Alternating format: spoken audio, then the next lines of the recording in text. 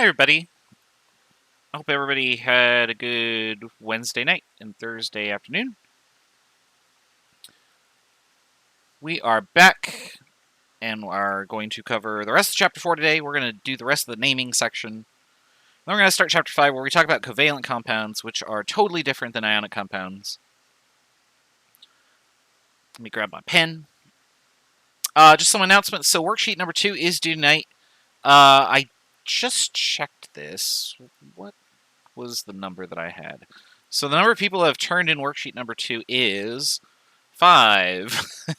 And there are 24 people in the class. So hopefully that number will increase by the time tomorrow comes around when I download them all. I will post an announcement that for last call that I'll download them in an hour. So make sure you get it in before last call. And then that'll go on my giant list of things to do this weekend because I have to make all sorts of content and it's going to be ridiculous. But I'll do the best that I can. Other announcements, Quiz 3 is due on Monday. Once you are done with that, it should autograde. Quiz 2 just finished. I need to go back and unlock all the answers. I will do that soon. And those will be available. Answers for Quiz 1 should be posted now that I have unlocked it and revised the questions that didn't do partial credit. Let me know if you can or cannot see those. I will tinker with it on my end. I just don't know what it looks like from your side because that part I can't preview because I can't pretend to be you, the student, or you, a specific student. I can be you, the test student, but I don't have a quiz to look at.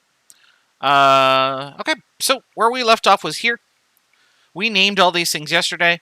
We're going to jump right into an exercise that you're going to do. Since you named everything yesterday and we were able to do it, I want you to apply the same methodology to name these compounds that have transition metals in them.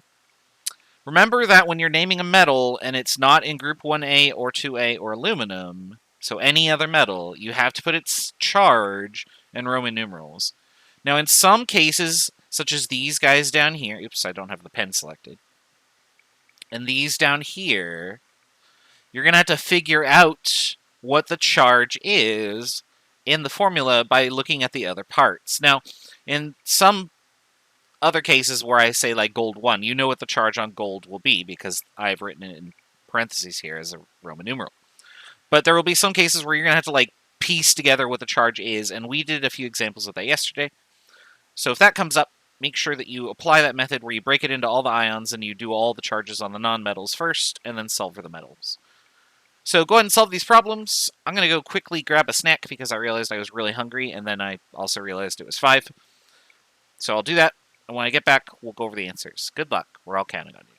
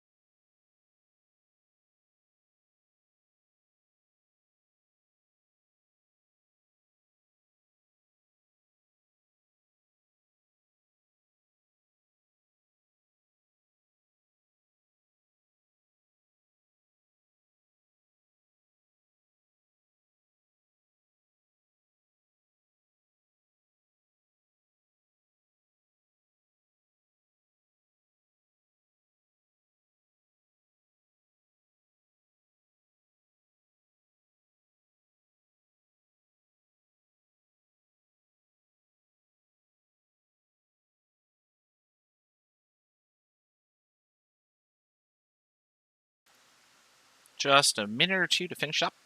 We'll go over the answers.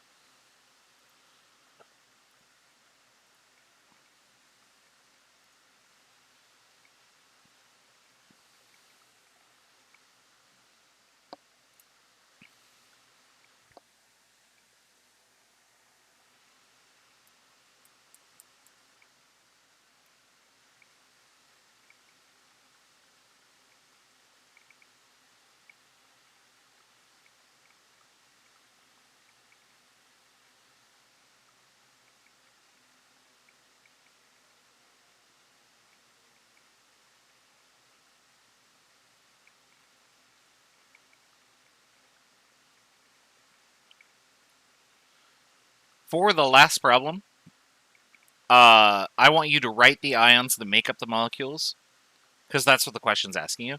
But then if you want to try and make a formula out of it, you should feel free to do so, because I'm going to do that just as a matter of practice.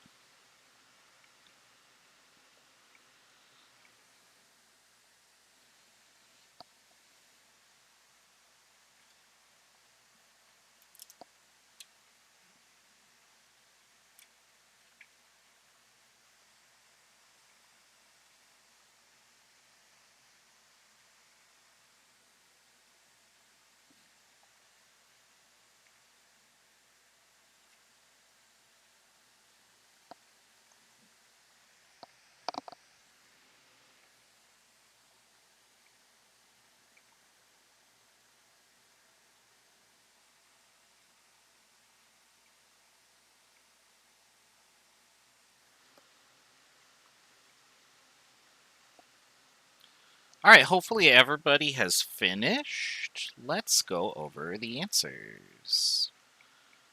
So, oops, need to make this a little taller. There we go. Oops.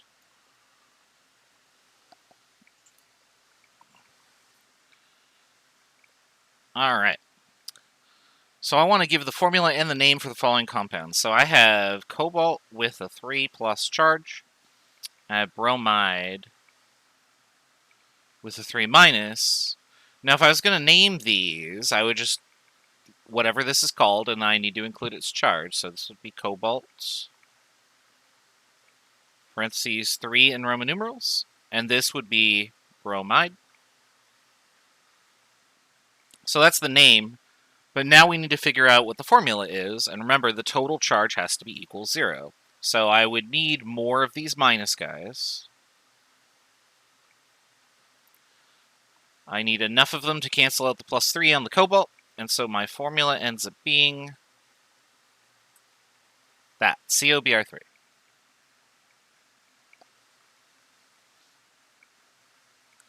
For the next one, I've got titanium with a 4+, and I got oxygen with a 2-. So same process. We'll name the metal. Titanium with 4 in Roman numerals in parentheses. And then O as an anion is oxide. And now I got to match the charges, so I got these come in 2s, and I need enough to cancel out +4, so I need a second one.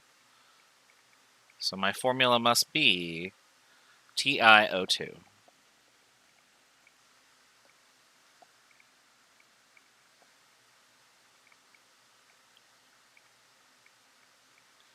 And then finally for this one, we've got chromium. It's chromium 2. We've got sulfur as an anion, which makes it sulfide. And the charges, it turns out, just work out this time. So I just put them together and I get a curse. That's what that is. That's chromium 2 sulfur, CRS. Oops, that's not the one I wanted. Ah! I didn't click on the... I'm holding the wrong button. That's what I'm doing. I held Control instead of Alt.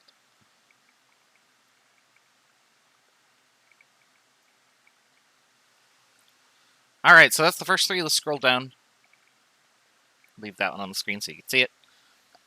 Write the ions that make the following molecules. So when you are given a name, I personally think it's easiest if you take the name and turn it into the ions, kind of like what we were doing here. We're turning the ions into names. So if I have gold 1 chloride,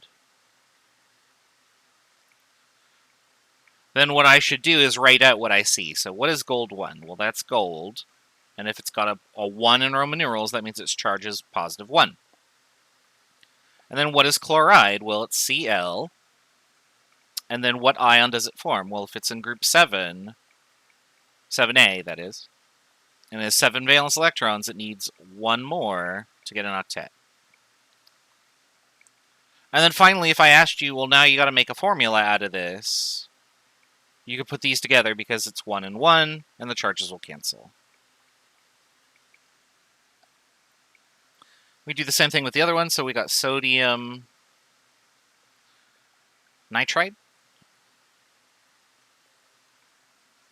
So what is sodium? That's Na. That's not a transition metal, so you just look on what column it's in. How do you get it to an octet? It's got 1 valence electron. We'll get rid of it. That gives it an octet. Nitrite is in group 5.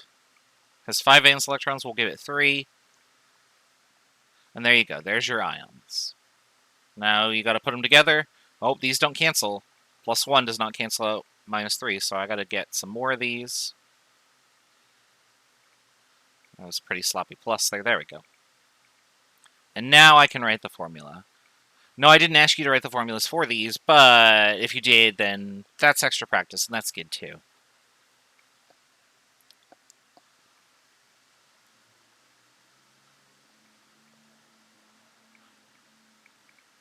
All right. Now we have barium oxide. We can look on the periodic table to find barium.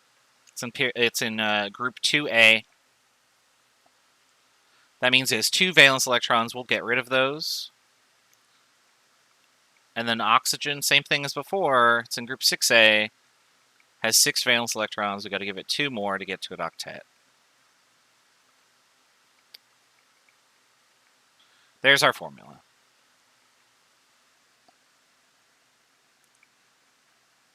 And then finally, platinum 4. What do we got? Fluoride? Platinum is a transition metal, as indicated by the fact that we put its charge in parentheses, so I'll write it like that. Fluoride is not a transition metal, it is a nonmetal. Group 7A, 7 valence electrons. I'll give it 1 extra electron to give it an octet. Now I can put these two together, but I'm going to need more fluoride. So a bunch of F minus. Put it all together. There's the formula. Alright, that's more or less how you do it. So now that we know how to name ionic compounds when there are transition metals or not transition metals, and we can go in reverse and turn the names back into formulas, the next thing to do is to introduce polyatomic ions, which follow ionic rules. So that's going to be this next slide here.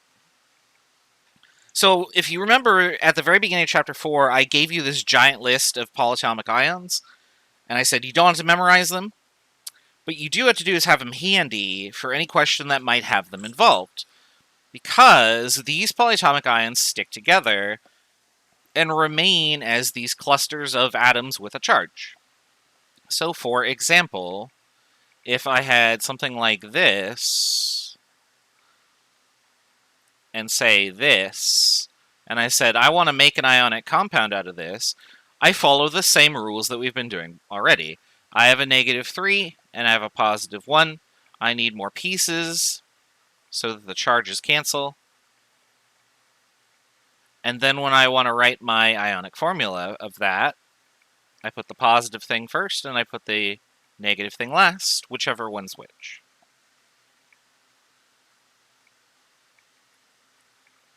Now, sometimes you will have the need for multiple polyatomic ions. So let's suppose that I wanted to put this polyatomic ion together with this anion.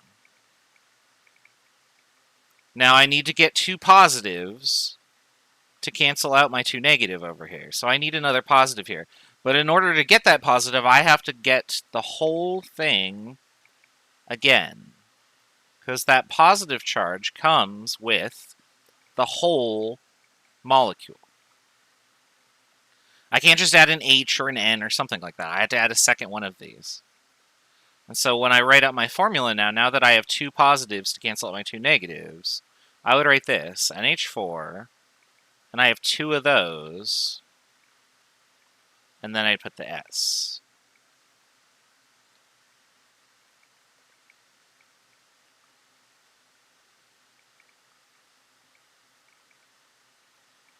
And we put the parentheses when you have many of a polyatomic ion. I should actually write polyatomic.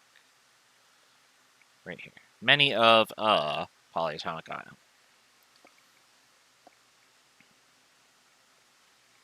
So this is exactly like what we've been doing, except now you just have to pull ions off of that list that was at the beginning of the chapter. So if you have your slides handy, it's one of the first 2 slides has that list. And we'll use that to answer these questions. So I have to erase everything because I'm going to have more examples here. Oh, this is all just things I said. So let's do the examples here. Oh, you know what? I just realized that these examples aren't going to be super good because I never updated them. These are all polyatomic ions that aren't on your slides. So I have to actually come up with new ones. Never remember to do this. So what I'm going to do is I'm going to do this. So we're going to name the following compounds. So name...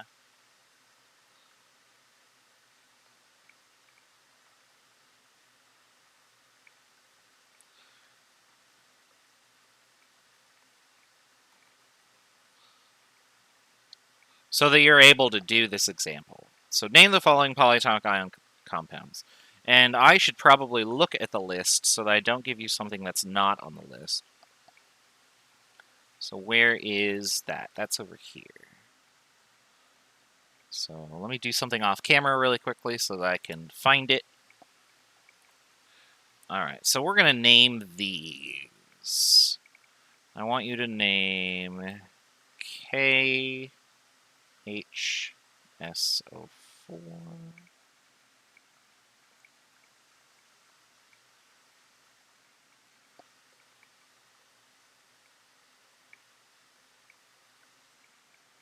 And this dot that I'm putting is not an electron, it's just a bullet point. ALOH3.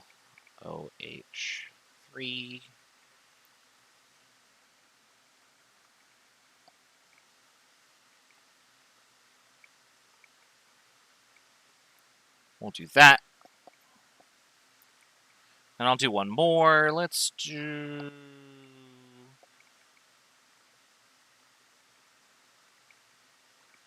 let's do that.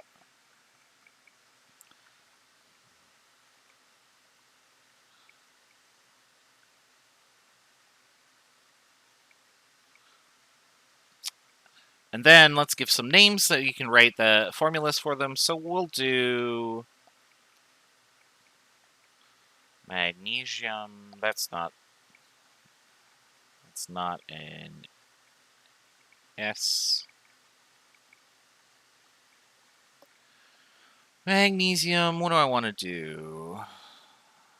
Let's do sulfate. And then sodium.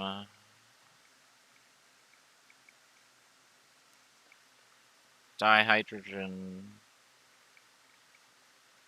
Phosphate. And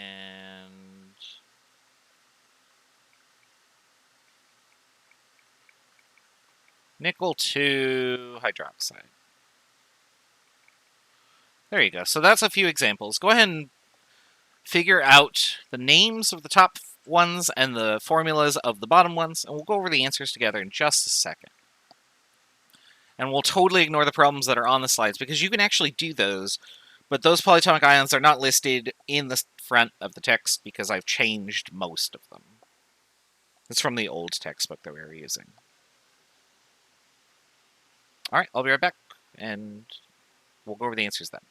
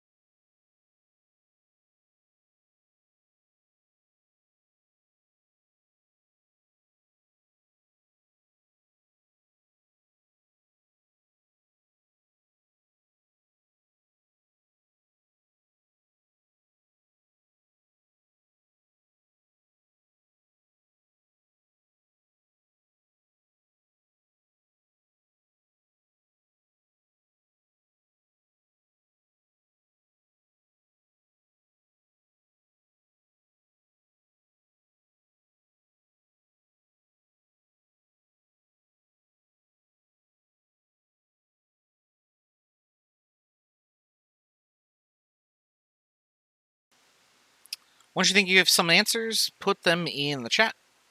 We'll go over the answers in just a second. Yeah, I wish we could subscript in the chat box, but unfortunately, that's not something that most chat logs support.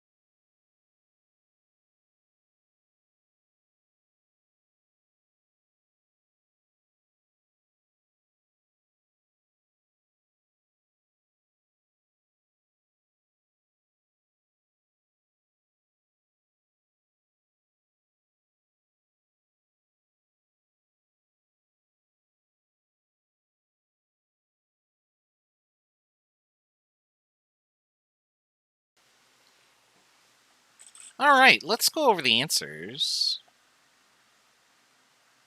I gotta make this bigger.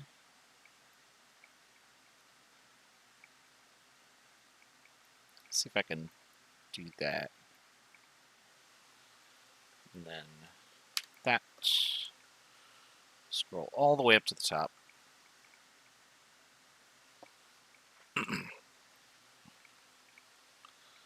Alright, so let's name the following polyatomic ions. So I've got, or polyatomic compounds, I should say. So I have KHSO4.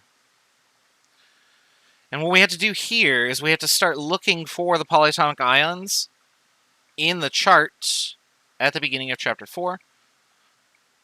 But we can use stuff that's already there to give us help. So for example, I know what potassium is as an ion. That's going to be K+, which means that whatever else is left would have that as its charge. And it turns out that that is a polyatomic ion on the chart. So this would be potassium. And then this would be hydrogen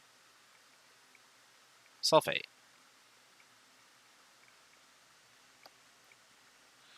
If you have a blurry screen, then click on the settings gear on the window. So hover your mouse over the video. At the bottom right, there is a gear. Click that and set it to 1080p or 720p or whatever. There's probably a hiccup in my internet. And when that happens, it turns your resolution down. Or there could be a hiccup in your internet, and it does the same thing. The next one, we got bacon. Not really, but I like to think it's bacon. We know what this is, because that's from the periodic table. Barium is in group 2. Takes a 2+ charge to get to its octet. This other thing is on our list, so we would call it barium carbonate.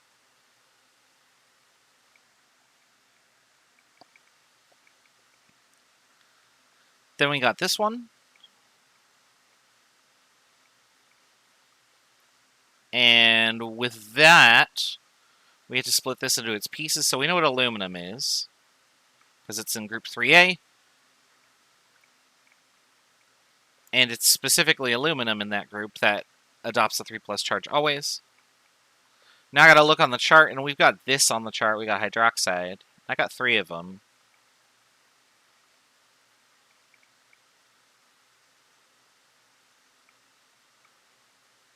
So the name of this is aluminum hydroxide.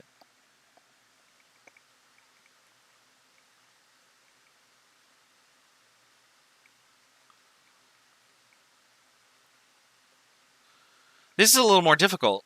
For this problem, we don't know what the first ion is, so I have to just go look in the chart and try and find a polyatomic ion that matches. And it turns out that there is something that has this in it, and we know what its charge is based off of that chart. It's minus. And so I've got a bunch of these. I'm going to just write them all out. There's all 4 of them. What must iron be in order to completely neutralize the charge?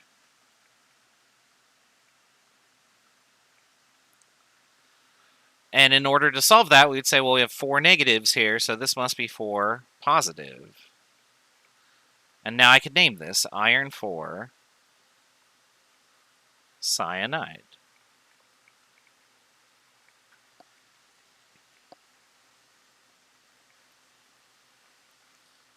Now, for what it's worth, iron 4 is very, very rare. So anyone watching this video from the internet going, iron 4 cyanide's not a real compound. Yeah, I know. I'm just picking random things to name. That's the sound of everybody on the internet. They sound like this, and they're... Ah. So...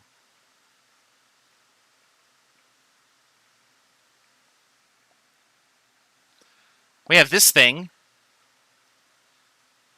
I know what calcium is because that's one of the fixed charge ones. I gotta put all the calciums on there. It's a flock of crows. Caw, caw, caw. And now I have to do my phosphates, which I'm gonna look them up. And it says the charge on it is -3. I'm gonna put 2 of them because I have 2 of them. All the charges cancel out, which is what it should do.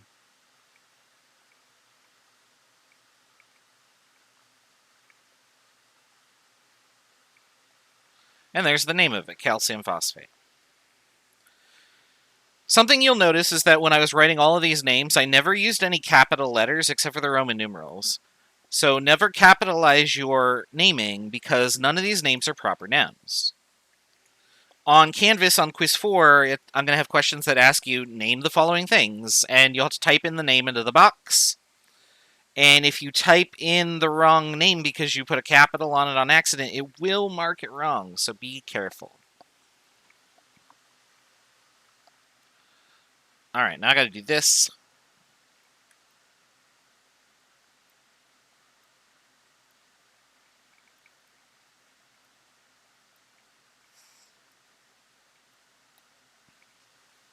Now I have to write the formulas. And this is just a matter of looking up the ions and then making the formula like before. So we got magnesium. Actually, let me get a different color here.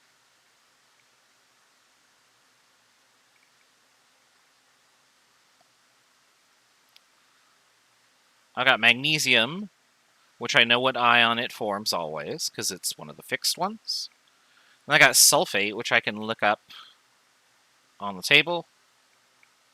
We'll put them together. There's 2+ and 2-, so all I gotta do is just stick 1 of each. And I'm all set. Then we have sodium dihydrogen phosphate, so I'll look up sodium. It's on the periodic table in column 1, group 1A. It'll have a +1 charge. Dihydrogen phosphate on the chart is this, H2PO4-. 1 of each, so that couldn't be any easier. Just put them all together. Now, if you want to put parentheses around them like this, just to keep the polyatomic ions separate, technically speaking, that's only used whenever you have more than one. So be careful not to add extra parentheses, because again, Canvas will mark that wrong. Technically, it's a correct answer, but other scientists will laugh at you if you do that, and we don't want that to happen. So this is the best answer, and this is what Canvas will accept as correct. Finally, nickel 2 hydroxide. I've got nickel. I said it was nickel 2, so that means its charge is 2+. We got hydroxide, which is this charge minus. This 2+ can't cancel out, only 1-. I got to get a second one. And so now I can write its formula. I need 2 of these. Since I need 2 of them, I have to put it in parentheses, keep that polyatomic ion together. And that's the formula of the compound.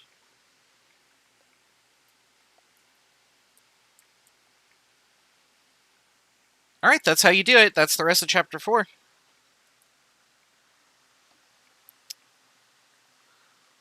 All right. And I think there is a homework practice at the end of this. Oh, I just have more problems that you can't do because I don't have the correct things there. All right. I believe that these slides just have you do the same thing. So, oops, sorry. The sound surprised me because I moused forward too much. So we'll go straight to the examples here and have you try these for practice. So put these polyatomic ions together. Even though some of them don't have a name on your chart, you can still use them. How do you know when to add parentheses? So you only ever add parentheses when you have more than one of something. So if I had this, I only have one phosphate, so I don't need to put parentheses around it. But if I had this, and I tried to say, oh, I have 2 of these, well, now it looks like I have 42 oxygens, so that's not going to work. So I have to do that to make it work. Same thing with this. So sodium hydroxide. Oh, no. Let's try again. Boop. All right. So if I have this, there's only one phosphate. And so I don't want to put parentheses around it because it's not necessary. But if I had this as my formula, and I put the parentheses in before I meant to here. So here's my ions. And I need 2 of these, so if I do this 2, now it looks like I have 42 oxygens. That's obviously wrong, so I need to do that. Same thing with this situation. This is correct, but this would say that I have 2 hydrogens and not 2 hydroxides. So here I need parentheses also. So whenever you have more than one polyatomic ion, you have to put parentheses. But that's the only time that you actually do that in the formula. So with that information in mind, write the formulas for these 4 things. You don't have to write its name, you just have to make its formula. And then there's the homework practice on the bottom. This is all the naming stuff put all together. There's like 50 problems for naming. You shouldn't do all of these problems. If you think that you've mastered a topic, you can just go to the next section of them. So go ahead and put these formulas together. Try and type them in the chat the best that you can. I realize that it doesn't really work, but that's okay. And when we have some answers in there, we'll go over them. And we'll move on to Chapter 5 after the break. So see you in a bit.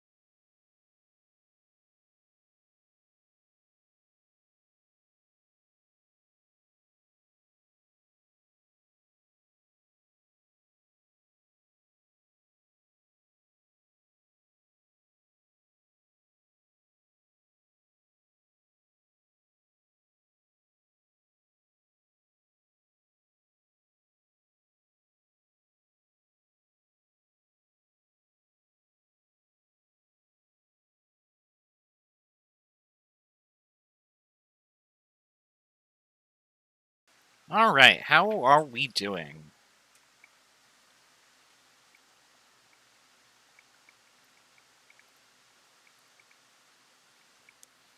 I can probably do this one on the slide. So let me do, oops, this.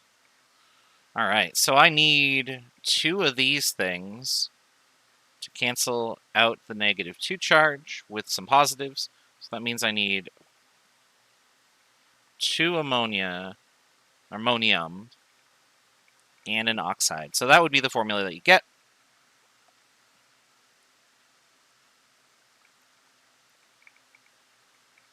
Over here, the charges don't cancel out very easily, right? So if I write out my pieces, and we'll write them down here at the bottom. So I have barium and phosphate. I don't have enough positive charge, so let me put this down like that. Now I don't have enough negative charge, so let me put this down. Now I have too much negative, so I need more positive. And after going back and forth a few times, now when I get to this state, I have 3 barium 2+, so for a total of 6+. Down here I have 2 3 minuses for a total of 6-. I don't know why that looks like a 2. I don't know how to numbers, you guys. I'm sorry. There you go. So these balance out. So that means that the formula for this must be barium with a 3 and then phosphate with a 2.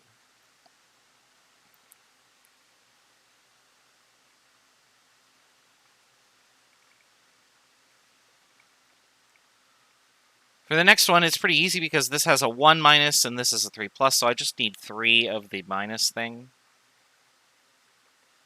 There you go. And then finally, down here for the iron and the sulfate, pretty much the same situation as up here, except we need 2 of these guys and 3 of these guys.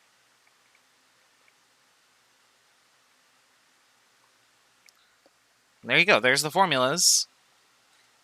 So if you remember that these are all just pieces that have charges, and you arrange the pieces, and then count up what you have, you can write the formula from there. All right, that's chapter 4. Celebratory orc incoming.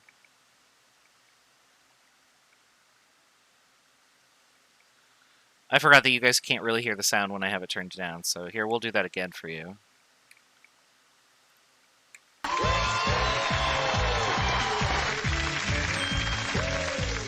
There you go. All right, so it is time for a break. Let me put the title card back up. We'll put the timer on the screen. I don't know if there is a timer that's captured. There it is. That's from the last period. We'll erase that. Clear. All right, I will start the timer. We'll take a break, and I will see you after that.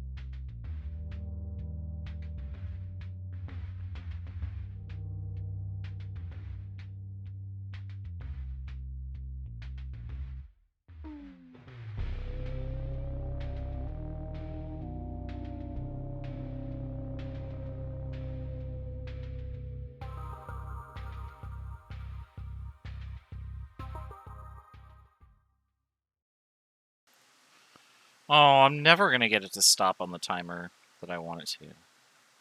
Boop. Boop. Oops, that's not what I wanted. That's what I wanted. There we go. All right, did it capture the right window? Yeah, it did. Okay.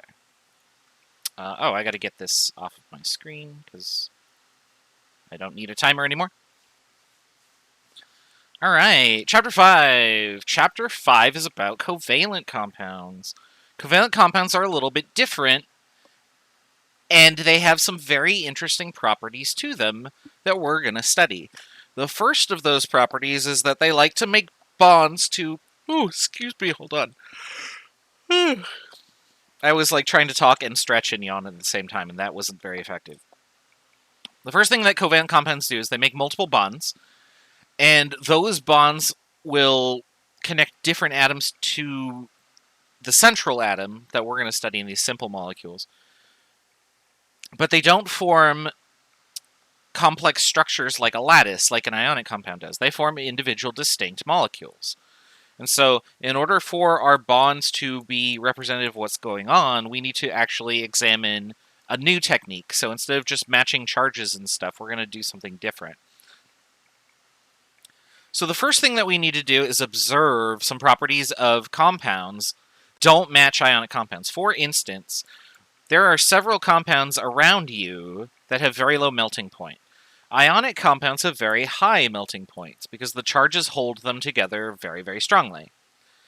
But these substances that have low melting points, like water, Water's a low melting point because it freezes, which is what freezing and melting are the opposite of each other. It freezes at 0 degrees Celsius. That's really cold.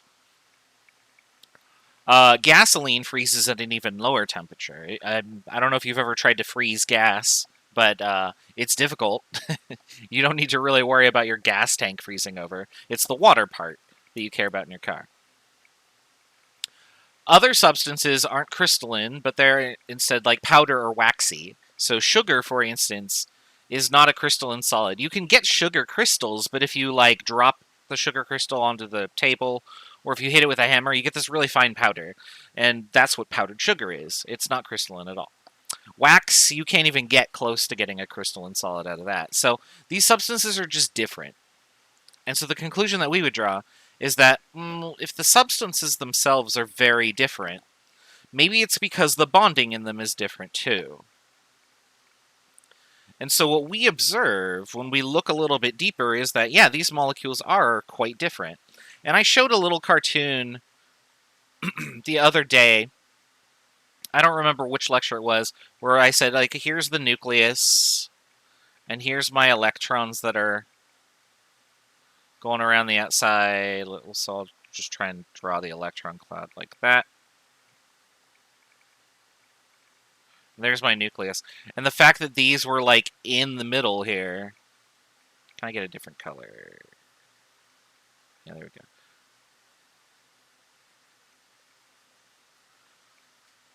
So if those dots represent the center of the nucleus, and the dashed line between them represents the connection, I have an alternating region of nucleus with positives, some negatives that are kind of in the middle here, and then another nucleus with positives. And this holds everything together. And so this is what we called a covalent bond. Now, when we make covalent bonds, some of the rules are the same as ionic bonds. All the atoms want to achieve octets. However, with covalent compounds, it turns out that that is easier said than done if we look at it from an ionic perspective. And it turns out that transferring electrons is never going to work for these compounds. So let's look at fluorine, for example. If I were to draw the Lewis structure for fluorine, and I said, how many valence electrons does it have? You would say 7, because it's in group 7A. And you draw something like that. I'm going to get another fluorine atom. I'm going to draw this one in green. And I'm just going to copy and paste it, really. And now the question I'm going to ask is, how do I transfer an electron from one side to the other so that everyone has an octet? And if you do this, to move this over, this guy has an octet, but this one doesn't. In fact, it's further away. I have to give them both an electron in order to get to the octet rule. So I can't transfer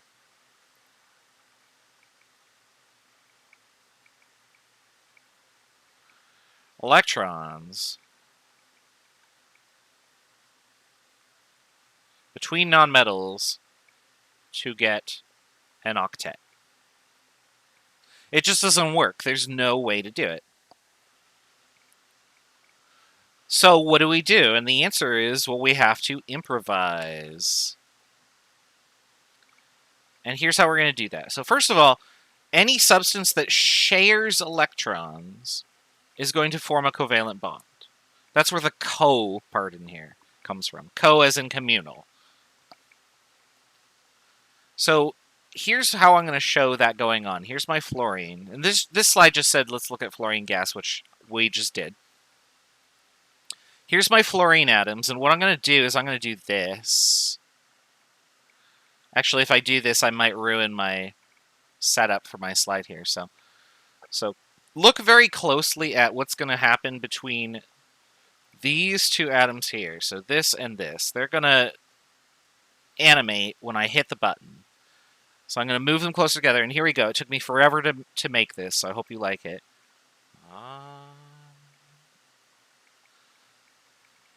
There you go, just in case you missed it.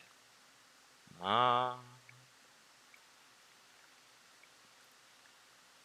now what we're going to do is we're going to do this when we say, how many valence electrons does each atom have? I didn't mean to actually do that again, I'm sorry. I misclicked. I'm trying to find a good color that'll show up here. There we go. So I'm going to circle this atom. And if I asked you how many valence electrons does it have, you'd say, well, you circled 8. So that atom has an octet. But now look what I'm going to do. I'm going to circle this atom's electrons. And in the circle, it also has 8. Well, what the heck's going on in the middle here? Why are these two circled twice? It's because they're shared electrons.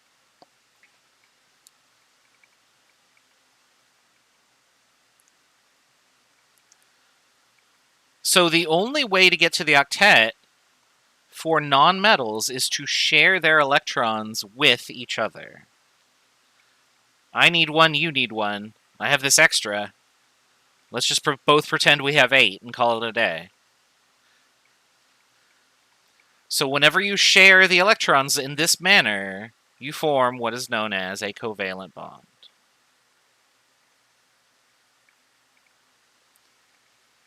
That was me trying to underline it. It wasn't as good as I'd hoped. Now to neaten this up a little bit, this is just me circling how many electrons everything thinks they have. They all have 8 based on how we've circled, and we've double counted the ones in the middle.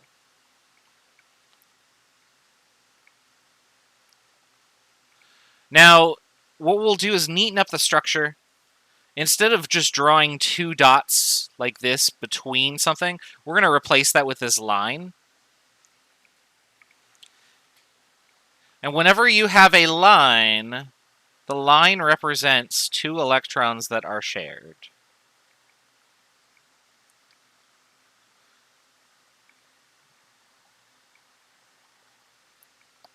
And that's important to note because later on we're going to be counting electrons in molecules.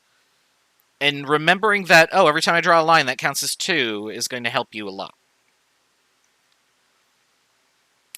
Any electrons that aren't part of a covalent bond are called nonbonding pairs. So these over here are nonbonding pairs, and they just hang out. They don't participate in bonding. They're satisfied with where they're at. But they do take up space. And because electrons are tiny, you might think, well, why do we care if electrons take up space?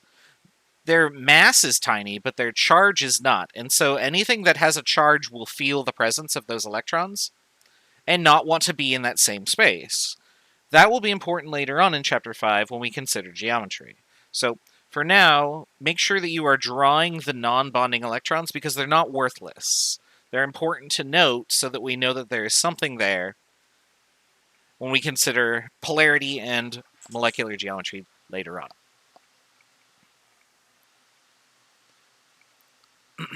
Now, when we're making these molecules, here are the overall considerations that we want to consider when we try to draw these Lewis structures and create the covalent bonds that represent their structure. So every time you draw a line, each line you draw is 2 electrons. And those electrons are shared, which means they count for both atoms that are connected.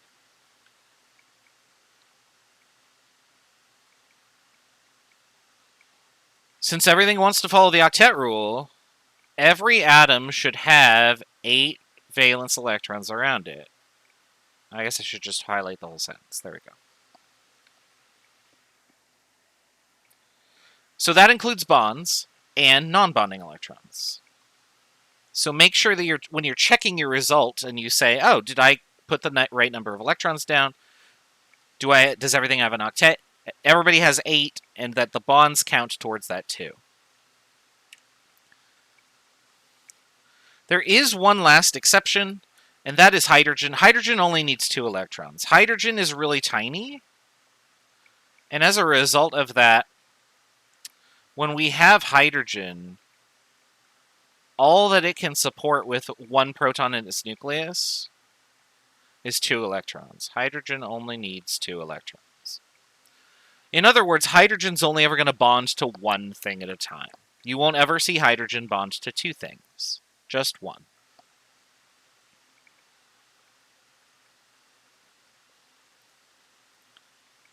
All right. So now what we can do is... Oh, I don't have an example here. So, excuse me.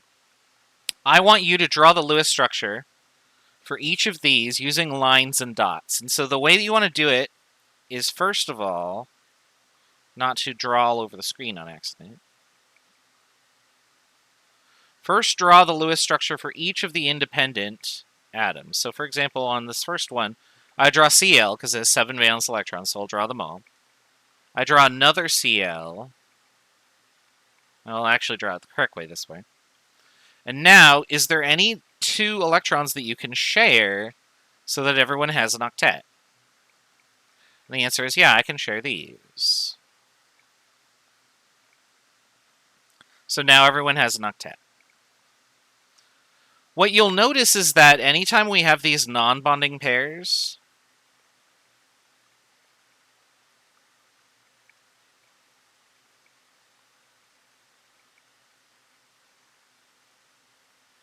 we're never going to share the non-bonding pairs on the sides. If I have 2 electrons there, those 2 are stuck.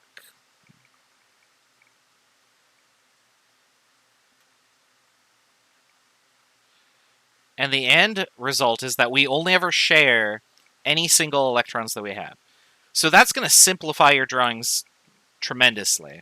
Because when you draw out the Lewis structure for each atom, you're only ever going to have one possible way to have everything bond together. Because you can't use the non-bonding electrons.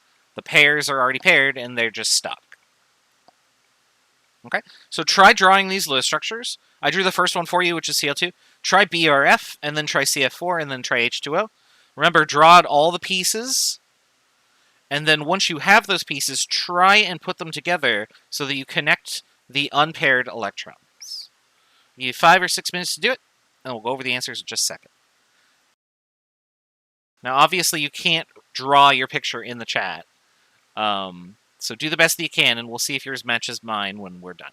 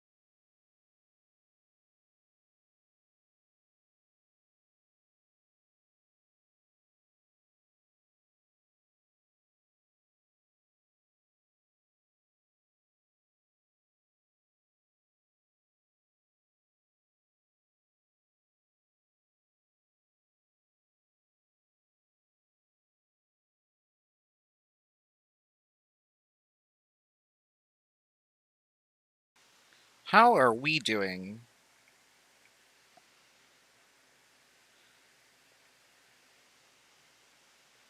If you think you have the answers, type something in the chat. Just so I know where we're at.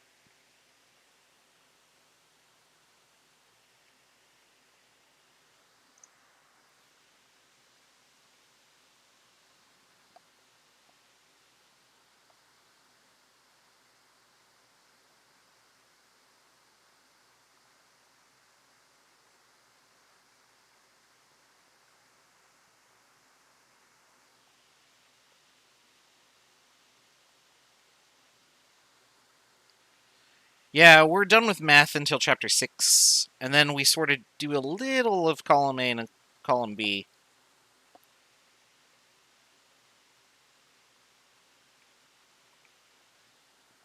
Alright, let's go over the answers. Let's do that on this screen.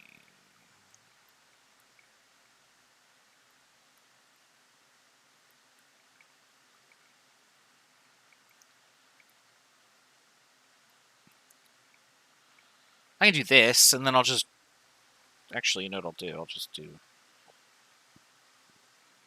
that. Now I know I'm not drawing behind the answer. Alright, so we already did Cl2, but let's do BRF. So, oops. Oh. That did draw. Okay. My computer just kind of lagged there. So I'm going to draw the Lewis structure for Br,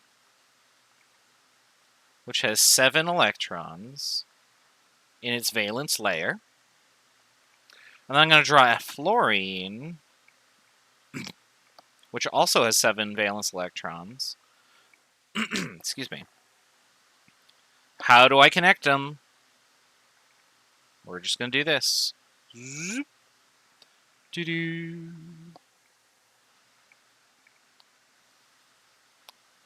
All right. For the next one, CF4, I'm going to draw the parts first. And then I'm going to put the bonds between them. So I got a fluorine. I got a fluorine, and I have another fluorine.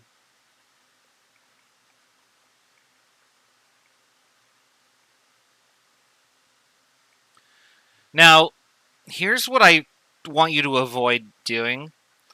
So having them all lined up like this is great and all, because then you can say, oh, I'm just going to connect this, and I'm going to connect this, and I'm going to connect this, and I'm going to connect that, and then it's done. But this is not a Lewis structure as drawn. It's really sloppy.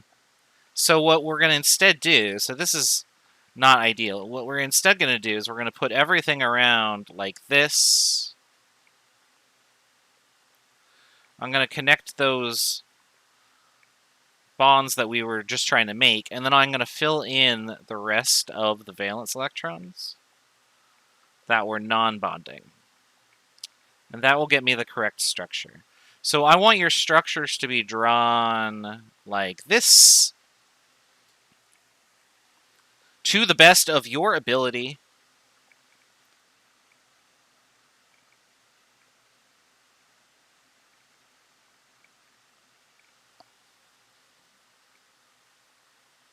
All right, and then the last one is H2O.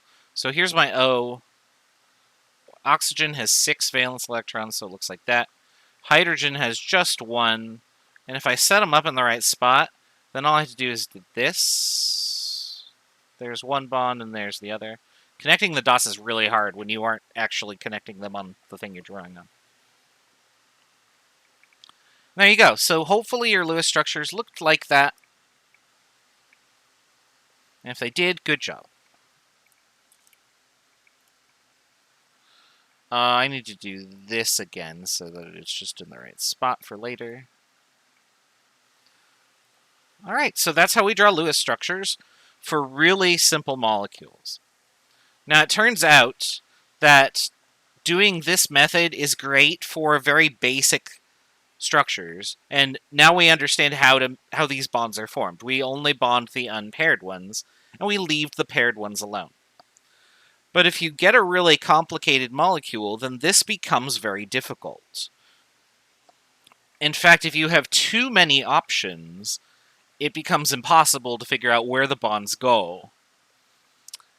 So we need to devise a method that will work for all molecules that I will throw at you. And so that's in this next section, when we talk about multiple bonds and then Lewis structures of larger molecules. First, we need to talk about multiple bonds. And I think that might actually be the last thing we do today, because I don't anticipate there will be enough time to do Lewis structures for large molecules in 15 minutes. I want to spend more time on it. So let's talk about multiple bonds first. In the molecules we were working with before, we would just draw a line between them to represent two shared electrons between them, and then I'd have the valence electrons on the outside that are non-bonding, just like that. Now, in some cases, you might pair two atoms together, and they might be able to make bonds to two atoms. For instance, before I had my carbon, which looked like this. It has 4 valence electrons, which means that I could make bonds to any 4 things. But, potentially, I could connect two to the same atom and make a double bond. Or maybe I could make a triple bond, or whatever. We're going to explore those possibilities in this section.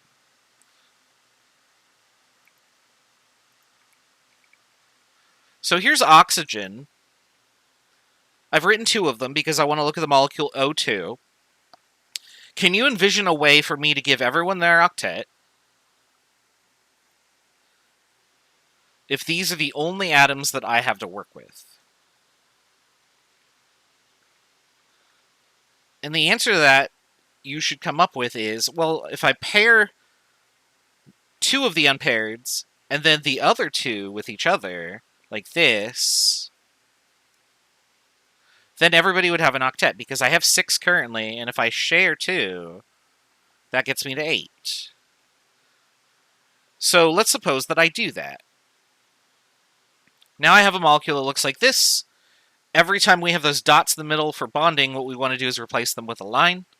But each line means that we have 2 electrons. I actually have 4 electrons there, so I need to draw 2 lines. So a double bond is just 4 electrons that are shared, or in other words, 2 pairs of 2 electrons. The non-bonding electrons still stay on the outside. They just hang out. You'll notice that I kind of tilted them so that they're at like a triangular angle sort of thing. We'll talk about why that is when we get to geometry, which is probably going to be on Tuesday.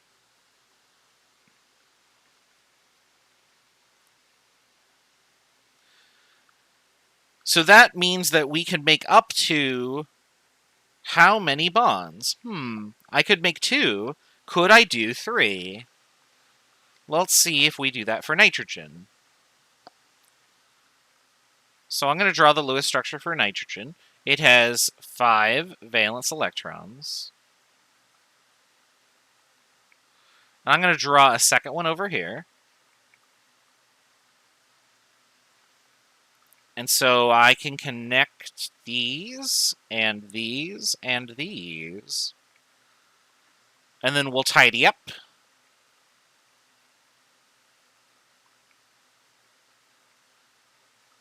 And I get this as my answer. Because I had 3 unpaireds, I could pair 3 of them. So I have this right here, and this is called a triple bond. Which is 6 electrons, or in other words, 3 pairs of 2 electrons.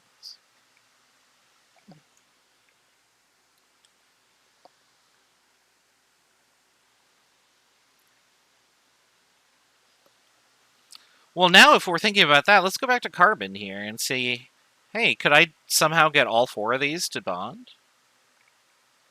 And the answer is, if I make some bonds here, I can connect this one, and I can connect this one, and I can connect this one, and bunk. Oh. Why can't I connect these 2? Bunk. Well, because the nucleus is in the way.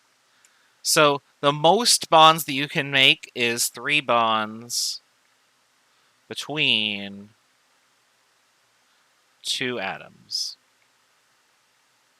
And we should say max 3 bonds. You cannot make a quadruple bond because the only way to connect these would be to do something like this. And that's not a bond. Bonds go in straight lines. Which is why we've been tidying up these structures so that we make the bonds go in straight lines. Because remember, what the bonds are is they are just a region of negative charges between the nuclei, and those charges go in straight lines to make the maximum amount of attraction. I can't make this curved bond go around. That's not a bond. What I could do is I could make a triple bond, though, and then have this connect to some other atom like this.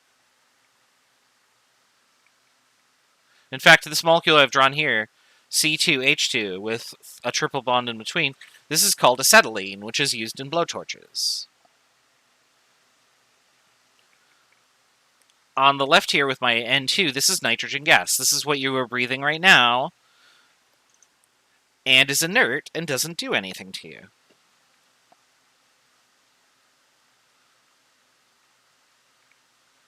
So I'm going to clear the ink off the slide. And we already drew C2H2. We can draw C2H4, and I can leave that for you to do for practice. But what I want to do is I want to draw 3 molecules on the board really quick. So we'll go Cl, Cl. This is a molecule that we looked at earlier. We'll draw oxygen.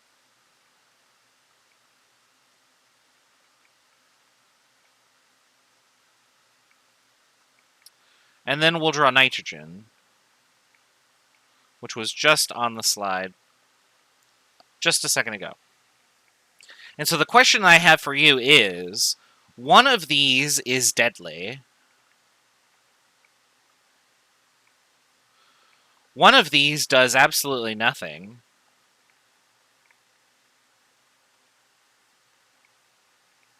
And the other one is necessary for life.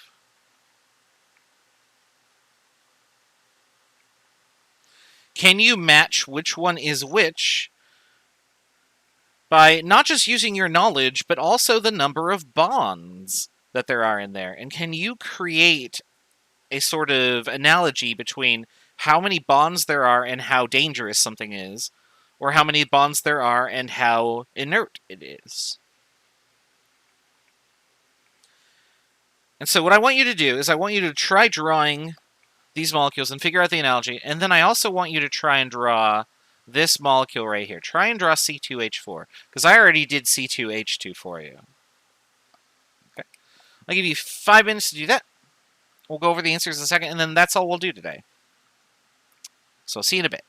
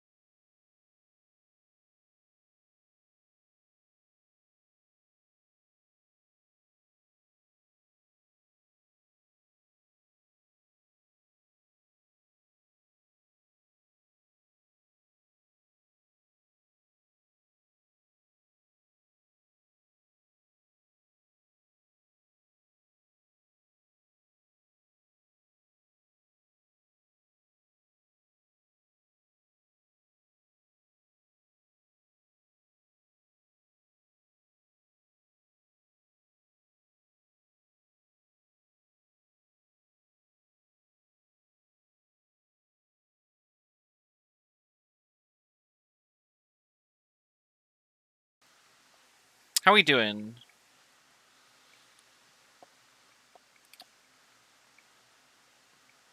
Have we drawn C2H4?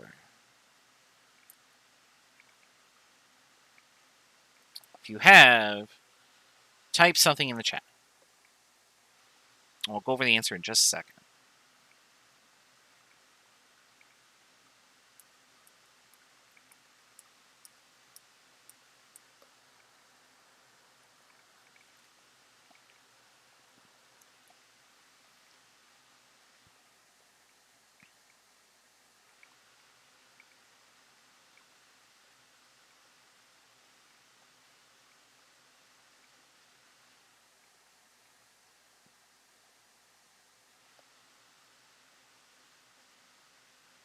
That's a good start, as long as you drew something.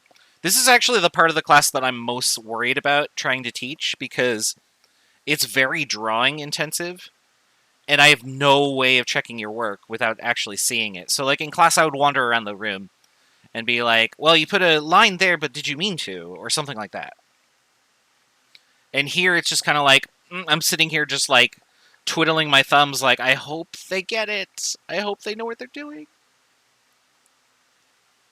But hopefully seeing the examples that I'm doing, and then when you go back and watch the video again later, hopefully that helps you to not make mistakes, because a lot of people do make mistakes when doing this the first time. First, let's answer this question on the screen right now, because I want to get rid of it so I can draw the molecule. But I think everybody knows that chlorine gas is deadly. Like, you shouldn't breathe that. And we did just mention that this does nothing, which only leaves this guy as what is necessary for life. But if you notice the reactivity of these, stuff that's necessary for life is obviously going to react with you in some way. Stuff that's inert doesn't react at all, and stuff that's deadly probably reacts a lot. So the conclusion that you could draw is that, well, this guy has one bond,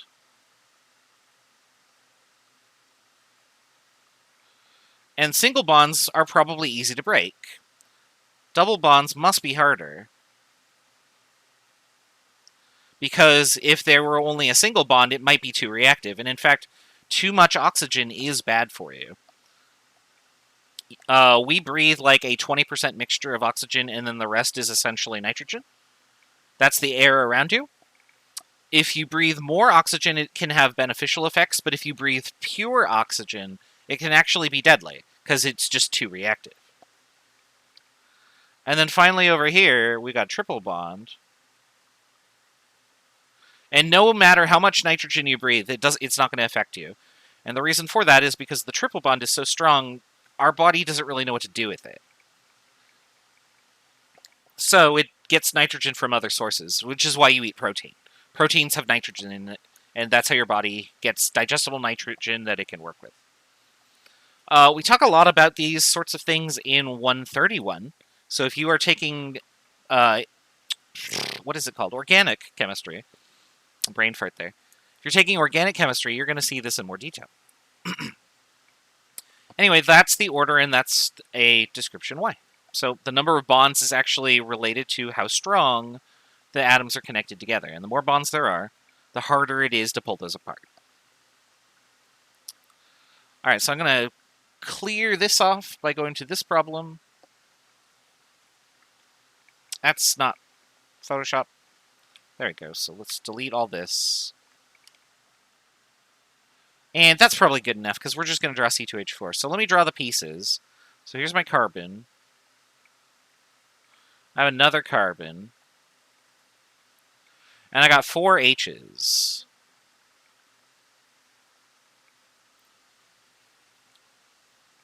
Now, in order for this to work, we got to connect all the dots, which means that I can't have just spare electrons lying around. Now, if I do this, if I connect all 4 of them to the same thing, then this poor carbon over here is just sad. He doesn't get anything out of this, and that's obviously not going to work. So I'm going to click on the history button. I'm going to go like this. Doot, doot, doot. It's not working. Great. Why aren't you undoing?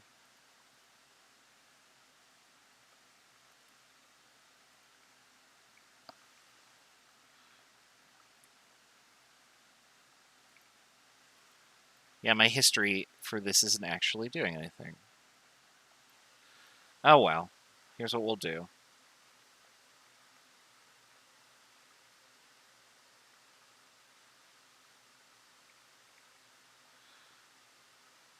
I think I've ruined my Photoshop installation by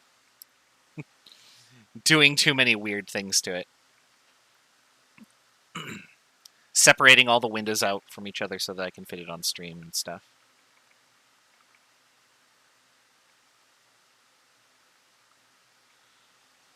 Alright, so oops, I didn't actually draw the dot there. So, with this in mind, I'm going to need to make some connections between the two C's. Well, I have two H's, or I'm sorry, I have four H's. If I'm going to split them up evenly, it seems to make sense that I could just put two of them on the same carbon, two of them on a different carbon, and then connect these guys together. And so when I tidy up, what will happen is that this will look like... I didn't go off the screen, did I? No, I didn't. Okay. That'll look like that. And you'll notice that there are no valence electrons that are unpaired here. There are also no valence electrons that are non-bonding paired. Everything is tied up in bonds. And if I were to circle this carbon atom and count the number of electrons that were around it, I would see that I have this line and this double bond. That's 4 total bonds times 2 is 8 electrons. So this guy has an octet. This is exactly the same. Each of these hydrogens only needs 2 electrons because hydrogen only needs 2. So everything is all set. So this is the structure. Our carbons have a double bond between them, and connected to each carbon is 2 single bonded hydrogens. So hopefully that's the structure that you drew.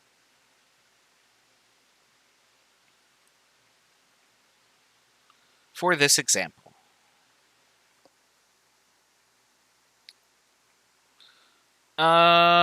Perfect. Yeah, that's a perfect spot to stop because we only have 5 minutes left. So this is where we're going to end for the night. When we come back tomorrow, we will cover Lewis structures in larger molecules. Let me put the homework practice back on the screen for you so you have it.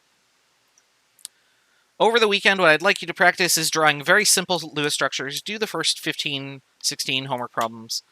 And then when we come back on Tuesday, I'm going to show you a strategy that will help you draw the Lewis structure for any molecule that I give you. Okay? Thanks for coming out tonight. I hope everybody has a good weekend. I'm going to try and get Quiz 4 up as soon as I can. I do have a lot of preparation that I need to do, and also I had to grade all of your labs that you're going to send me. So I'm going to do the best I can to just get as much stuff done as possible. Have a wonderful weekend. Stay safe, stay healthy, and have a good one.